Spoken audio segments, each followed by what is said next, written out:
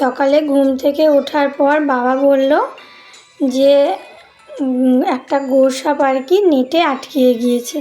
সেই জন্য আমি আর দেরি করলাম না, দেখার জন্য সোজা চলে এলাম পিছনে আমাদের ফার্মের। আর দেখতে পাচ্ছ গোসাপটা কত বড় আর কিভাবে মানে নিজেই জড়াচ্ছে নেটে, আর তো বেরোতে পারছে না, আরও জড়িয়ে যাচ্ছে। আর ওকে কেউ ভয়ে অবশ্য কেউ হাত দিয়ে তো আর বের করতে পারবে না। দেখছো কীভাবে জড়াচ্ছে। আর আমি ক্যামেরা করছি, ও আটকিয়ে গিয়েছে বলে আমি কাছে থেকে আর কি ক্যামেরাটা করছিলাম। যদি না আটকিয়ে থাকতো তাহলে আমার অতটাও সাহস ছিল না যে ওর কাছে গিয়ে ওরমভাবে ক্যামেরা করার। আর এদের জানো তো হাতে পায়ে কি বড় বড় নখ, একবারে যদি কাউকে ধরে না হাঁচড়িয়ে একেবারে শেষ করে দেবে। এগুলো হলো গোসাপ। আমাদের এই সাইডে গোসাপ বলে, তোমাদের কোন সাইডে আরও হয়তো অন্যান্য নাম আছে, কিন্তু আমরা একে গোসাপ বলে আর কি জানি। এর অবশ্য বিষ নেই সেটাই আর কি শুনেছি, তো সঠিক কোনটা তা তো আর জানা নেই। এই গোসাপগুলো জানো তো মানে ছোট ছোট মুরগির বাচ্চা হলে কিন্তু খেয়ে নেয়। ওই মুরগির বাচ্চা খাওয়ার জন্যই আর কি আসে। আমাদের ফার্মের মধ্যেও রাখে, আবার বাগানেও অনেক সময় ছেড়ে দেয় মুরগিগুলো, সেই জন্য খাওয়ার জন্য আর কি আসে। তো ওইভাবে আটকেই ছিল, কী জানি ওর কী হবে। আর এই সব জিনিস দেখে তো সত্যি বলতে গেলে খুবই ভয় লাগে, আমার তো খুবই ভয় লাগে। তো চলো, কেমন আছো সবাই? আশা করি তোমরা সবাই খুব ভালো আছো আর সুস্থ আছো। তোমাদের ভালোবাসায় আমরাও কিন্তু বেশ ভালোই আছি। আরও একটা নতুন ব্লগে তোমাদের সবাইকে অনেক অনেক স্বাগত আর ভালোবাসা জানিয়ে আজকের ব্লগটা সকাল থেকে আর কি শুরু করে দিলাম। সাথে থাকো, তোমাদের সঙ্গে অনেক গল্প হবে, অনেক কথা হবে। সকালে ঘুম থেকে উঠে দেখলেই তো, আগে বাগানে গিয়েছিলাম আজকে, ওই যে ওইরকমভাবে নেটে আর কি আটকে গিয়েছে গোসাপটা, সেটা দেখার জন্য ঘুম থেকে উঠে মানে কানে যেই এসেছে আর মানে দৌড়েছি দেখার জন্য। তো ওইখানে ওটা দেখে একটু ভিডিও বানিয়ে তারপরে এই যে বাড়িতে এসে আর কি বাড়ির যে সমস্ত প্রতিনিয়ত কাজগুলো আর কি একটা করে কমপ্লিট করে নিচ্ছি। তো আমার ঘরটা ঝাড় দিয়ে মোছা প্রায় হয়ে গিয়েছে একেবারে। এবার রান্নাঘরে আজকে এসেছি, তো রান্নাঘরে এসে দেখছি মানে ওই জায়গাটা একটু ঝুলের মতো আর কি হয়েছে। এই জন্য ভাবলাম আগে ঝুলটা ধরে নিই, পরে ধরবো ভাবলে আর কি হয় না, মোছার আগে আর কি পরিষ্কার করে নিয়ে মুছলে আর কি ভালো হয়, তাই না? আর যেসব নতুন বন্ধুরা আমার ব্লগটা দেখছো, যদি তোমাদের ভালো লাগে তাহলে একটা লাইক করে দিও। আর নতুন ভিডিও যদি দেখতে চাও প্রতিনিয়ত তাহলে অবশ্যই কিন্তু চ্যানেলটা সাবস্ক্রাইব করতে হবে। কি বলো তো, এত কষ্ট করে কাজের ফাঁকে এইভাবে ভিডিও বানাই, যদি একটু ভিডিওতে ভিউজ, লাইক, কমেন্ট না হয় না, তাহলে কিন্তু মনটা অনেকটা আর কি খারাপ হয়ে যায়।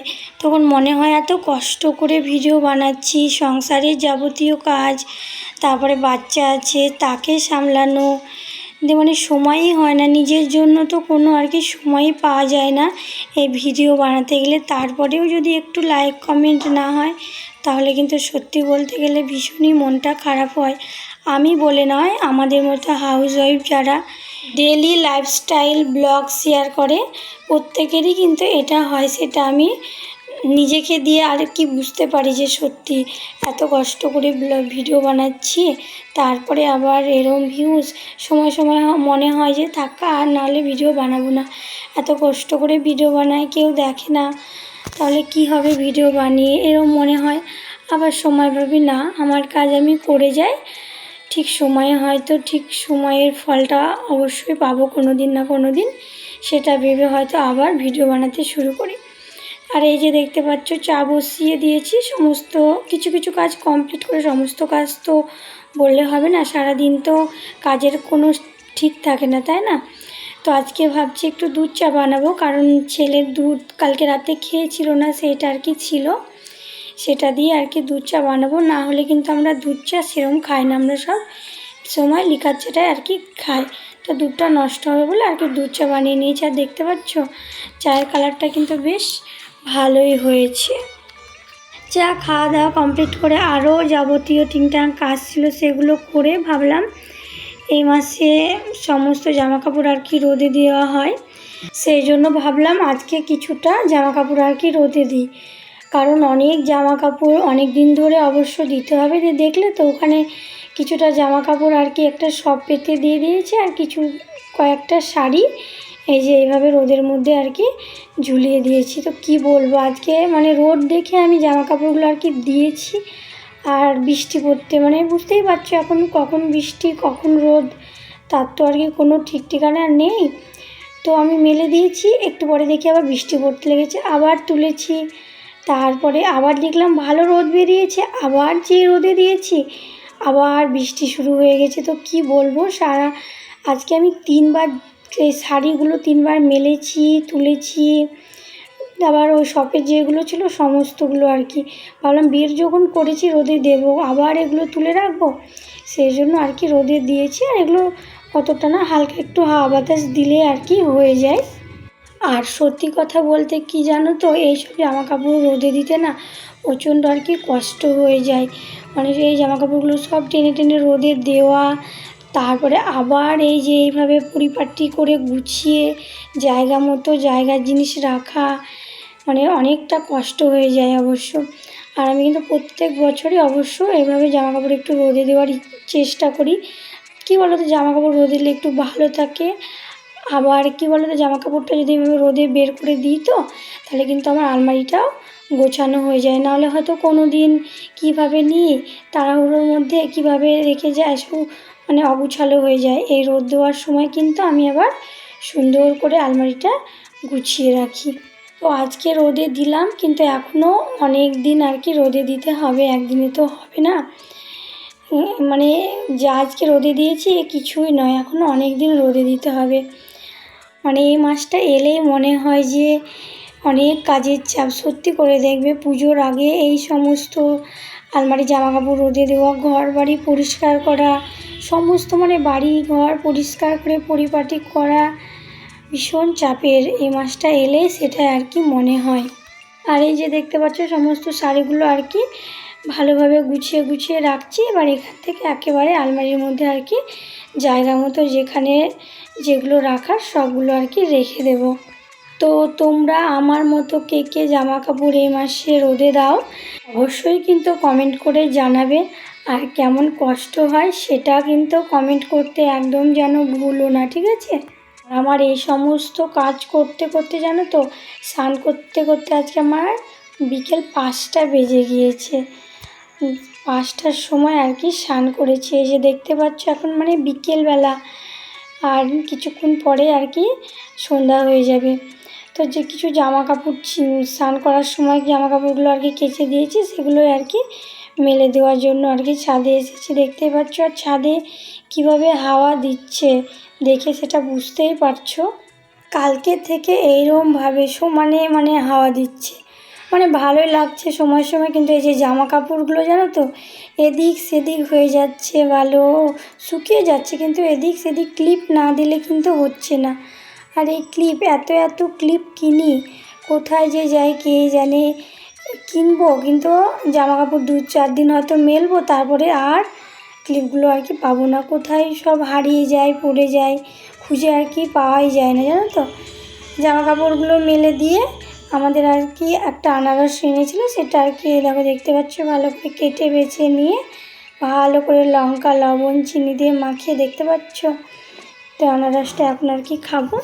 আর আনারসটা কিন্তু প্রচণ্ড ঝাল হয়েছিল, ঝাল ঝাল করে অবশ্য বানানো হয়েছিল। তো খেতে খুব ঝাল হয়েছিল, অবশ্য ভালো লাগছিল। খাওয়ার সময় অতটা ঝাল লাগেনি, খাওয়ার পরে আর কি অনেকটা ঝাল লেগেছিল। তো এখন তো বিকেলবেলা, আজকে তো আর শোয়া হলো না।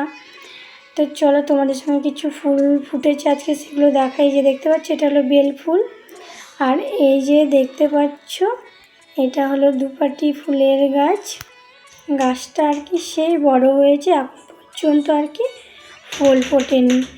আর এই যে এটা হলো গোলাপের গাছ, এটা লাল গোলাপের গাছ। আর এই দিকে দেখতে পাচ্ছ দুপাটি ফুলের গাছ, এটাই কিন্তু কুড়ি এসেছে। কয়েকটা গাছে কুড়ি চলে এসেছে, ফুলও ফুটেছে। আর কয়েকটা গাছে আর কি এখনও সেরকমভাবে ফুল ফোটেনি। তো ভালোই লাগে ফুল যখন অনেক ফুল ফুটবে অবশ্য দেখতে খুবই ভালো লাগবে, আর অবশ্য তো আমি তোমাদেরকে সেটা দেখাবো। আর এই যে এই ফুলের গাছটা দেখছো তো, এই ফুলগুলো বেশ ছোট ছোট হয়, পুজো দেওয়ার জন্য বেশ ভালোই প্রত্যেক দিনের। আর ফুলের চাইতে মানে গাছটা সুন্দর হয়, কি সুন্দর লাগে এই গাছটা অবশ্য দেখতে, আমার তো খুবই ভালো লাগে। আর এই যে দেখতে পাচ্ছ এই ফুলগুলোও ভালো। আর এই পিঙ্ক কালারের গাছটা তো নষ্টই হয়ে যাচ্ছে এত বৃষ্টির জন্য গাছটা মানে বৃষ্টিটা আর বেশি নিতে পারছে না, জানো তো। আর এই যে এই হলুদ ফুলটাকে কি বলে আমি সঠিক জানি না, আমাদের বাড়িতে আর কি হয়ে আছে। তারপরে এই যে সন্ধ্যার আগে দিয়ে ছাদে এলাম, সুন্দর হাওয়া দিচ্ছে, ভাবলাম ছাদে একটু যাই, হাওয়া খেয়ে আসি। এত সুন্দর হাওয়া দিচ্ছে, ঘরে থাকতে আর কি ইচ্ছা করছে না, মনে হচ্ছে শুধু এরকম ঠান্ডা ঠান্ডা হাওয়া খাই, সেই জন্য আর কি ছাদে এলাম। আর ছাদে এসে মানে আকাশটা দেখতে এত সুন্দর লাগছে না, সুন্দর লাগছে, সব সময় আর কি এরকম সুন্দর লাগে না, সময় সময় এই যে হাওয়া দেয় মেঘলা ওয়েদারে মানে আকাশটা দেখতে কিন্তু বেশ ভালো লাগে।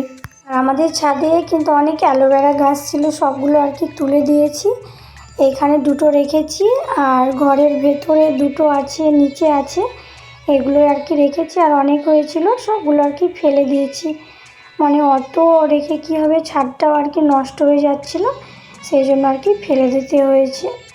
তো চলো আজকের ব্লগটা আর বড় করলাম না, এখানেই শেষ করলাম, দেখা হচ্ছে একটা নতুন ব্লগে। তোমরা সবাই ভালো থেকো, সুস্থ থেকো, আর আমার ভিডিওটা ভালো লাগলে অবশ্যই একটা লাইক কমেন্ট করে দিও।